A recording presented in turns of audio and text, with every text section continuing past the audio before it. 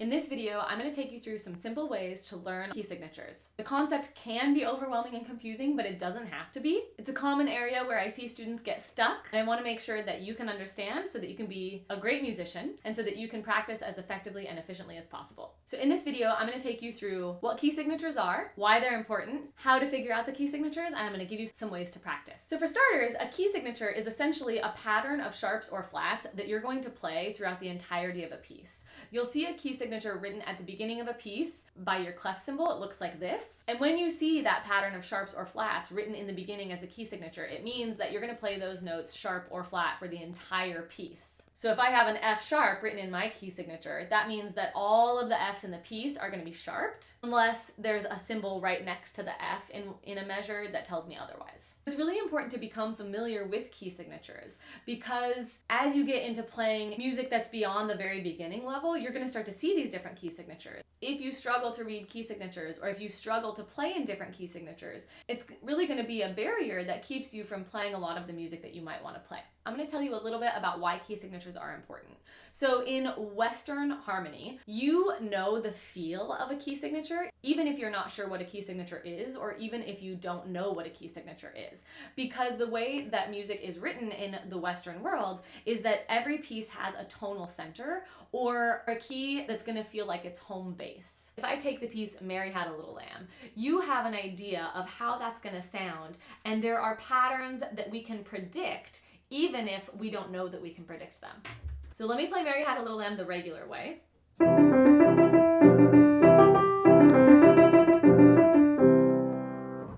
And that sounds like the end of the piece. And maybe that sounds like the end of the piece because you've heard it before, or maybe you haven't heard it before and you just know that that feels kind of resolved and it feels kind of final.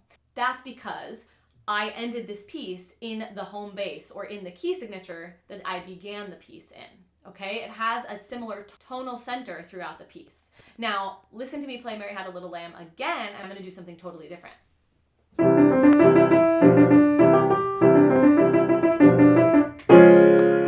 Now that probably didn't sound like the ending, and that's because all of a sudden at the end, I switched key signatures. I went to a completely different home base or a completely different tonal center, and I ended the piece in that new tonal center. And so it didn't give that same feeling of resolution or that same feeling of returning home or that same finality. So even if you don't know what a key signature is, you have an internal sense of a home base or a tonal center or a key signature if you are familiar with Western music.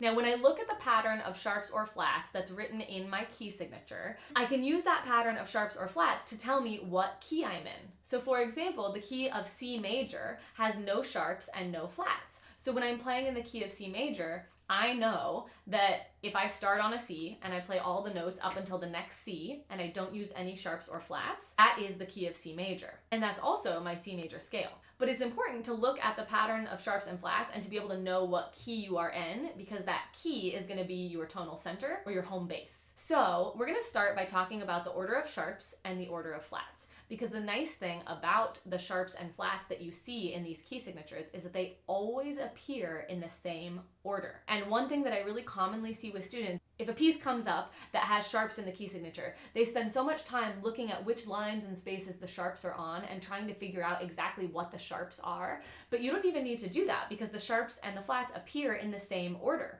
So if you memorize the order, you know exactly what the sharps are. You don't need to double check because the sharps and flats always appear in that same order.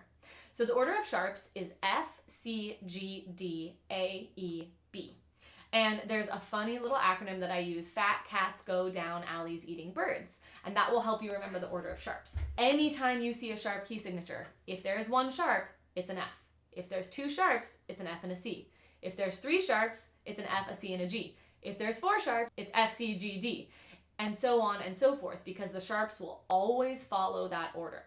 Now with flats, it's order of sharps backwards. So for the order of flats, it's B, E, A, D, G, C, F. Whenever I see flats in the key signature, if there's one flat, it's a B. If there's two flats, it's B, E. If there's three flats, it's B, E, A. If there's four flats, it's B, E, A, D. And so on and so forth, because the flats also will always appear in that same order. Now, to figure out the name of my sharp key signature, what I'm gonna do is I'm gonna look at how many sharps there are, and I'm gonna take that last sharp and I'm gonna go up a half step. So for example, if there's one sharp, I know that it's an F because that's my first sharp in the order of sharps. And I'm going to look at my piano, I'm going to find an F sharp, and I'm going to go up a half step. And a half step just means to the very next key, regardless of if it's black or white. So an F sharp goes up a half step to G. So my key is G major. And what that means is if I start on a G and I end on a G and I make sure that I play that F sharp, that's a G major scale, and that's the key of G major. If I have two sharps, I know from the order of sharps that it's F and it's C. I'm going to take that last sharp, which is a C sharp, and I'm going to go up a half step. A half step up from C sharp is D, so I'm in the key of D major. If I start on a D and I play to another D and I make sure to include that F and C sharp, that's my D major scale, and that's the key of D major. Now, with three sharps, it's F, C, and G. The last sharp is G sharp. I'm going to go up a half step to A, so I'm in the key of A major with three sharps. Now what I've done is I've gone ahead and I've created a PDF that goes along with this video. It's kind of a study sheet so that you have all of these major flat and sharp key signatures at your fingertips. You can keep it on your device to have it ready to go at any point, or you could print it off and keep it on your piano. So go ahead and go to my blog, which I'll link in the description below, and on the blog post that accompanies this video, you can find that PDF and print it out, and that will give you the rest of those sharp key signatures. Now, the rule for the flat key signatures is a little bit different. So what we're going to do is we're going to take the second to last flat, and that's going to be the name of the key signature. So for example, if I have three flats, that's B, E, and A, my second to last flat is E, so I'm in the key of E flat major.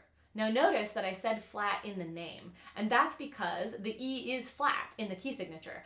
It's the key of E flat major. So if I start on an E flat, I play to the next E flat, and I make sure to include the B, E, and A flat, I'm in the key of E flat major, I've played the E flat major scale. If I have four flats, B, E, A, D, my second to last flat is A flat, so I'm in the key of A flat major. And you can do this with all of the flat keys. The only exception is when we have one flat. Because if we have one flat, there is no second to last flat. So you just need to remember that if you have one flat, you are in the key of F major. And that's the only exception to that rule. And like I said, go look at that blog post with the free PDF and you can print these all out. I have the rules written on there about how you figure out these key signatures, and I have all the answers on there as a reference guide so that you can learn these. Now, once you know the process of how to figure out the key signatures, you can open up a book, you can go online, you can find some different scores, and you can start practicing. So you can start looking at these different key signatures and you can start practicing getting really comfortable naming these major key signatures. Another thing that's going to work really well for memorizing the key signatures is to use flashcards. And I'll link my favorite flashcards in the description below. The flashcards will just show you a sharp or a flat and you just name that major key signature. And flashcards are a great way to quickly get familiar with all of the different key signatures. If you start with like 2 flashcards and then each day you add 1, you'll find that within a couple weeks you actually know them all on site really quickly. Another way that you can learn key signatures and that you can get really good with key signatures is to actually practice all of your major scales. Scales are a really great way to reinforce key signatures, and that's part of the reason that we actually practice scales, and that's part of the reason that you see so much emphasis put on scales, is so that you can get familiar with key signatures, get familiar with the patterns of sharps and flats, what they feel like, what they sound like, and ultimately what the name of those keys are. So I have an entire 2-week scale challenge, and I'll link that in the description below. You can go check that out. I go through every single major scale. I talk about what notes to play, what fingers to use, and that's going to help you reinforce those key signatures. Another great way to get really good at key signatures is just to practice playing pieces that are in different key signatures. It can be really tempting to gravitate towards pieces that are all in the key of C major or all in the key of G major because they're comfortable and they're not that challenging, but it is important that we sometimes push ourselves to learn pieces that are in different keys. That way we can get comfortable playing in those keys, we start to learn some of the patterns that are associated with those keys, we start to learn the chords of those keys, and then everything starts to kind of come together and make a lot of sense. Having a scale book is also a really great reference point for key signatures because you're going to have all of your scales written out and all of your chords written out and all of the different patterns, and I'll link my favorite scale book in the description below. And now I would suggest that you go ahead and pick a key and get familiar with it. I have a video that's all about the key of E flat major where I take you through the scale, I take you through the chords, and I even show you a piece that's in the key of E flat major, and you can go ahead and check that one out right now.